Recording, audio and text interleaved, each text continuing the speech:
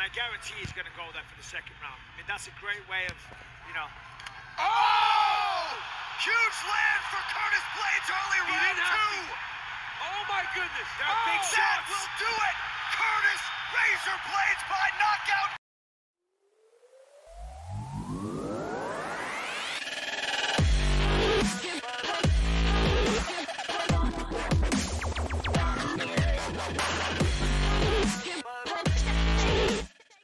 Welcome to Kyle Anthony's UFC Betting Show. I am Kyle Anthony, and welcome to the podcast. Welcome to the betting show for UFC London.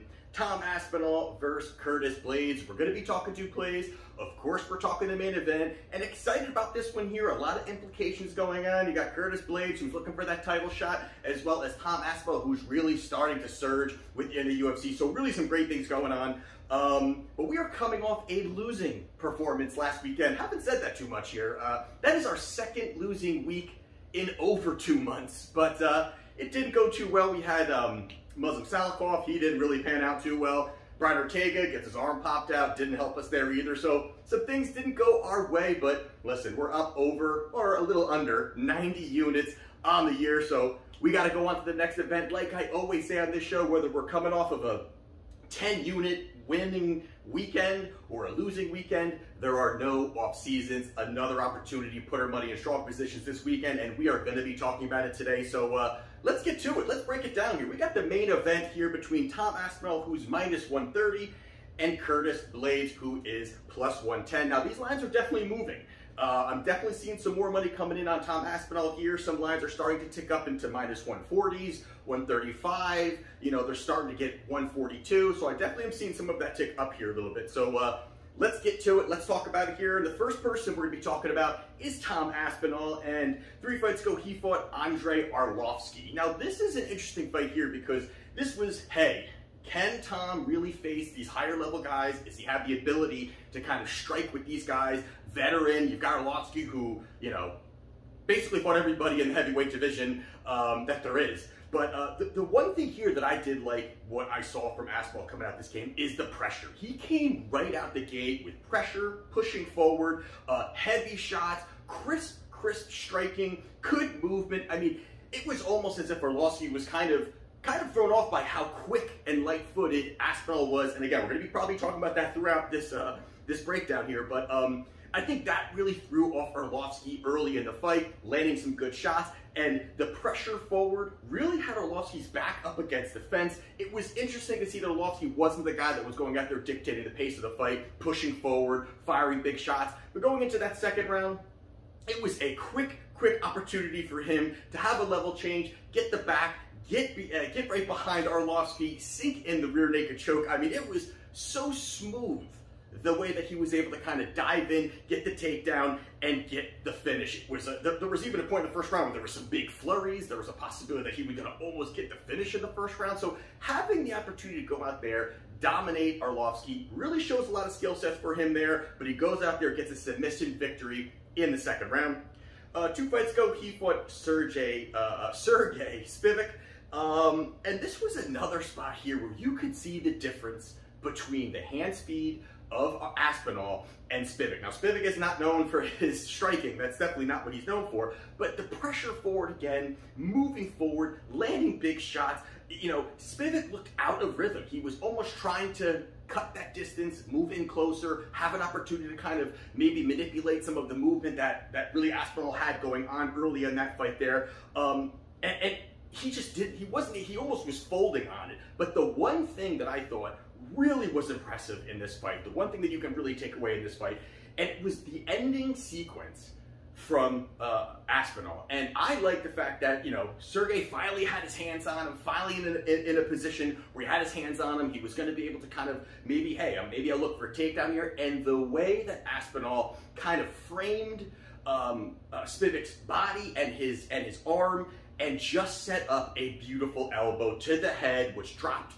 Spivak. He ends up getting the finish there from there. But the way and just how intelligent he is in these situations here. Now, you know, some people are talking about his striking. You know, we can talk about a little bit, which we will probably the next fight too, talk about some of his grappling. But the way that he was within the clinch just shows he continues to level up. He continues to take a look at the very small, intricate things that are happening in the fight. And in a spot here where, you know, maybe some opponents, you know, maybe they'd be a little bit more, hey, Spivak's on me, I gotta break free, I gotta get space, I want to utilize my striking. He was so comfortable in there to kind of frame that and throw the elbow. I thought it was very impressive. Either way, he goes out there, gets the finish in the first round, a knockout victory for Tom Aspinall. And then most recently, he fought Alexander Volkov. And this was, again, another, hey, this is a test. You got a big guy, a big striker, you know, what can you do here? And again, it was the great movement. I know I've said it every time, but it was the great movement. The way that he moves for a heavyweight is really impressive. I mean, I think it's very impressive how light he is on his feet for being a heavyweight there. But he opened up the fight with a three-punch combination.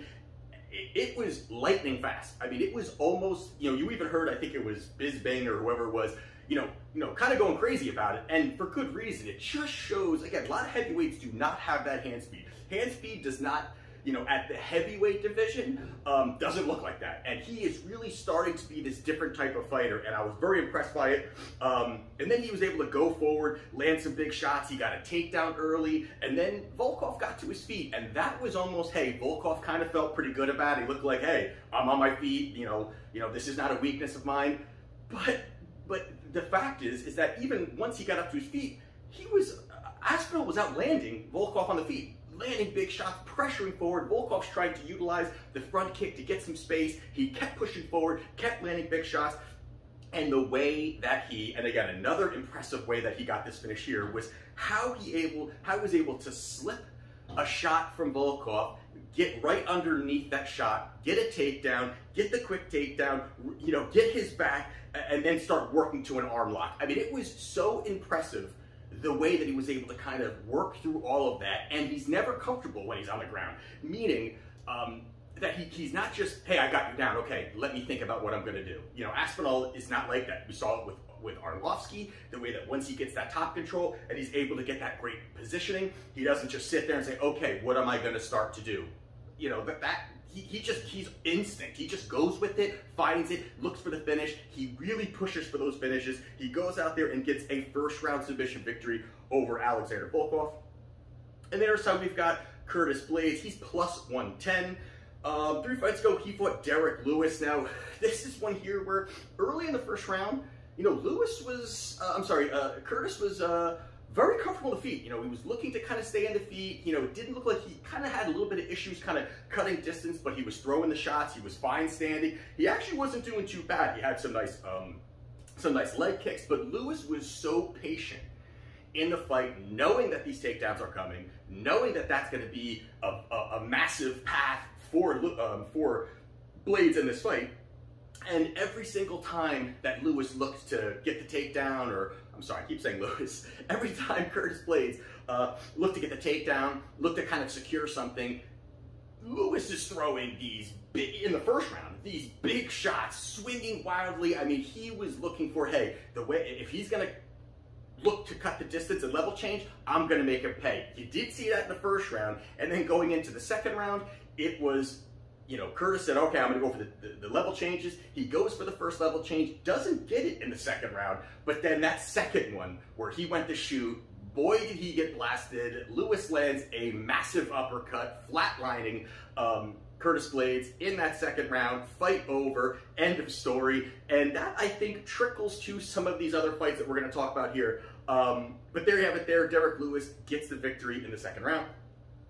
And then, excuse me, then 2 fights ago, he fought Jairzinho Rosenstruck. Excuse me. This was a fight here where I really thought that this was going to be something that Derek Lewis... I said Derek Lewis again. What the fuck is wrong with me? This is another spot where Curtis Blaydes, you know, should really be putting a stamp on it. You know, should really put a stamp. This is a stylistic nightmare for Rosenstruck, who is predominantly a kickboxer, who is a guy that's going to want to be at range, who has really showed absolutely atrocious takedown defense, terrible on the ground. This is something that sets up perfectly for Blaydes. Now, Blaydes goes out there, he gets a takedown right away, kept top pressure, worked to top pressure, you know, kept him there. the slow pace, there's a lot of slow pacing kind of going on. You know, and it was a win. You know, he went out there and he got the win, but this was a spot here I really think he should have put a stamp on it, got a big finish, you know, driving those big elbows, ground and pound. He didn't really do it against a guy with iffy takedown defense, which is something to think about. But he does go out there and does win a sweeping decision over Jairzinho Rosenstruck. So you have it there. And then most recently, he fought Chris Daukaus. This was a fight here where first round again, you know, Blaydes playing in the stand-up game, you know, definitely getting better, getting more comfortable with the striking, standing, you know, at range, working with Daukaus, where Daukaus, that's, you know, really his path, you know, I think he's definitely getting more and more well-rounded, but his path is more landing the big shots. And I thought that, you know, Blaydes looked good. I thought that he looked good. He, you know, striking again a little bit crisper than it was prior fights. On the feet, all first round was on the feet. Second round, the first exchange, 17 seconds into the second round, Blaydes lands a big shot, rocks Daukaus, finishes him off, ground and pound, TKO victory for Curtis Blaydes in the second round. So with that being said, some of the main things here we got to talk about breaking this fight down. And really the first one here is there's no hiding what Curtis Blaydes is going to be doing on Saturday night. He's going to look to wrestle. No surprises there. 53% takedown success rate. He's just looking to get his hands on you, and that's going to be his pack. That's what he's going to need to do in order to really kind of work and get himself in a position, in a dominant position, slowing down Aspinall, working to his paths, working to his, you know, where his comfort zone is. And, you know, if he can get the top control, that's really where it's going to come from. If he can get that top control, if he takes Aspinall down, keeps him down, works his ground and pound, slows him down, that's just going to be methodically how Blaydes is going to go out there and get this victory. And that's going to be the key to this fight here. You definitely have seen, you know, Aspinall has good ground game. We're seeing it more and more and more. Scrambling ability. He's, you know, always submission hunting. He's definitely submission hunting there too. But I think the biggest issue here for Blaydes is going to be him cutting distance. And that to me really is where this fight is going to be won or lost for him here. And I think the first thing is that Blaydes is the output's just not there. The output is just not there. We're not seeing the output. You know, again, even against Jairzinho, you know, a guy that he should be walking down. And I get it, the striking was there. I get it, you know, Jairzinho has some great striking. He's got power. But these lapses of you know, activity is really where this openings of these shots should be taken. And I think that really has kind of hurt him a little bit. I think that's kind of hurt him in spots where he should be kind of dictating the pace, shooting for those takedowns. He's not doing that. And I think that he's been timid. I think that, you know, Curtis Blaydes really has been timid. The knockout that he's taken some pretty bad knockouts, you know, over his career. But the thing is that I think he's so open to these level changes where he's really trying to get his striking better. He's really trying to, you know, kind of tuck some of these level changes behind some of these strikes, these big shots. And I think he's just kind of questioning himself with these takedowns, which is allowing some of his opponents to kind of, you know, get in the mix there. But I think the other part of this too, with cutting distance, is Aspinall's light-footed, man. He is so light-footed. I mean, and we talked about it a little bit in some of his other fights. I was massively impressed by how light-footed he is. And each fight over the last few fights we've seen, he is really moving up. He's elevating, he's getting better. A lot of his shots are getting better. His movement, his footwork, his angles. I mean, it's all really coming together. And you've got a guy like Blaydes who, you know, a little bit more, you know, plodding with his movement. Once he goes to those level changes, he's definitely like a, you know, like a freight train coming through. But again, the light-footedness is going to be a problem. And with him kind of working at space, keeping distance, you know, staying active on the feet is going to be very hard for Blaydes, who does not have the striking of Aspinall, to cut distance. That's going to be asking a lot. And also talk about the movement. I think that, I'm not the movement, I'm sorry, the high-level striking. You know, so you mix in the movement with the high-level striking that Aspinall has, it just makes it very, very difficult, again, to cut distance. His path to victory starts to, you know, really kind of narrow a little bit more. If that's his main path, he's not going to want to stand and bang with Aspinall. If that happens, that's bad news for Blaydes.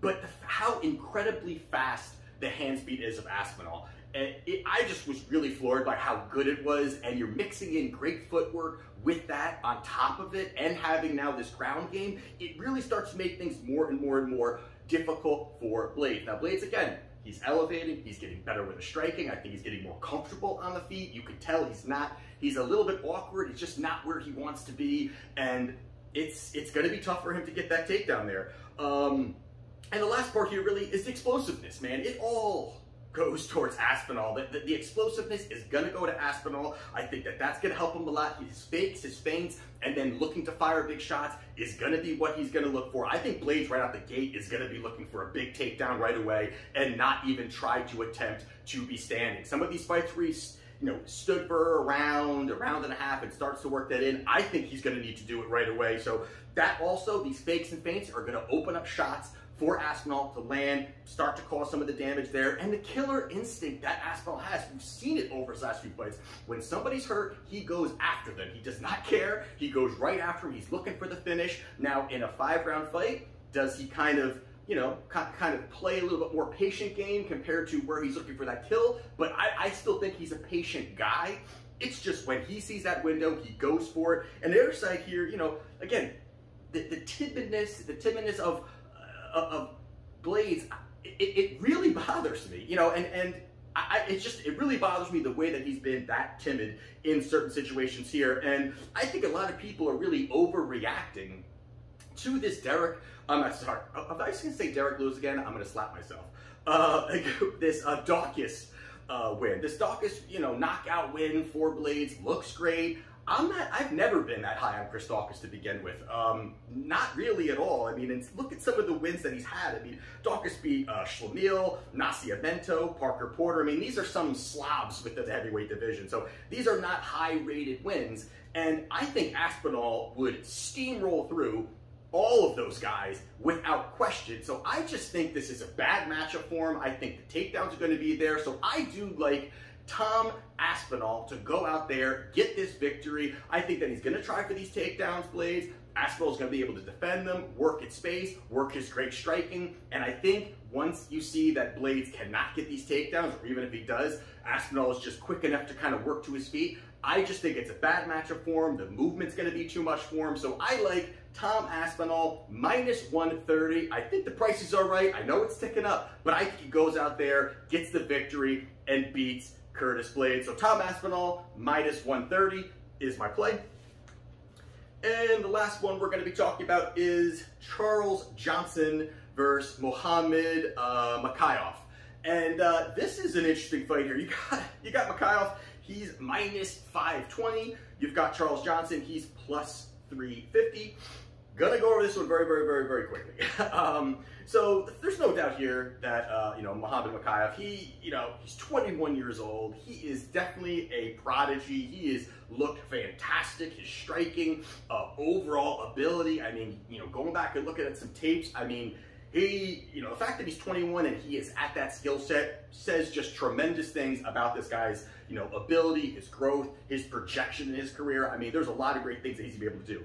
But, he's 5-0 professionally. He's 1-0 in the UFC. And the UFC fight, he fought Cody Durden. Now, no offense to Cody Durden, but he's not, I don't rate him even really anything, to be honest with you. I mean, Cody Durden has limited, striking defense. He's flat-footed, doesn't really, kind of basic striking, will kind of march forward and block shots with his face. He's not this kind of technical striker.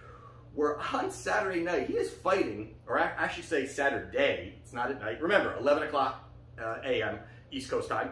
But Charles Johnson is a fantastic striker. And going back, I was really impressed by this guy. I mean, really, really, really impressed by this guy and what he does. He's got, versatile kicking arsenal, really good with it, utilizes it very well, very patient in the pocket, snapping combinations, quick, good movement, and footwork also, the way he's able to kind of move around. You saw it a lot in LFA. He was a champion in LFA. I love the fact that he also trains at Tiger Muay Thai sometimes. That's just going to elevate you. Anybody who goes there, that elevates them overall. Technically sound, and we've also seen over some of his LFA fights, he can last a hard 5 rounds. So that also is going to help him throughout this fight, man. to me, I think this line is way wide. I definitely think that Makhachev could go out there and you know, work his grappling. Now, that's going to be, I think, where this fight will be won for him. I think early, it could be somewhat close, but I think once Makhachev starts to see that this guy's no joke, and I think a lot of people, when we start looking at a -500 line, you kind of think, oh, this guy must be a bum. But you really look at it, this is not some guy that they plucked out of some lower organization and just say, hey, here, knock this guy out, finish him off, you'll be 6-0. You know, we can kind of build you within the UFC. This is not that guy, and Charles Johnson is not that guy. They're all also a little bit of a little nugget here is that both of these guys have been, you know, talking a lot of trash online, which doesn't mean absolutely anything, but that could maybe take Makhachev just going out there and trying to strike, going out there and trying to knock him out. So if it's a stand-up game, Charles Johnson's live. He is absolutely live here. So I think this is a much tougher matchup than anybody, than lines are indicating here. Definitely a much tougher matchup than this line is indicating. So, you know, this is dog or pass for me here, but I do like Charles Johnson as a sprinkle at plus 350, 360 we're seeing out there now. This line is too wide. I just think that there's absolutely an opportunity for him to go out there. I think he's going to make it look much closer than this line indicates here. So as my other free play, I am taking Charles Johnson plus 350. So those are my plays for UFC London this Saturday. Don't forget, 11 a.m. Take a look at my plays if you're interested, you want to be a client, link down in the description, and let's see how we do. This is Kyle Anthony's UFC Betting Show, and I'll see you next time.